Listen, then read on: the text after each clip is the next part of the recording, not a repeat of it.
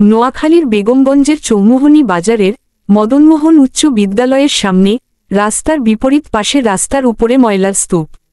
Desk রিপোর্টে দেখুন বিস্তারিত। নোয়াখালীর বেগমগঞ্জ উপজেলার চৌমুহনী বাজারের মদনমোহন উচ্চ বিদ্যালয়ের সামনে রাস্তার বিপরীত পাশে রাস্তার উপরে ময়লাগুলো আজ কয়েকদিন যাবৎ পড়ে আছে।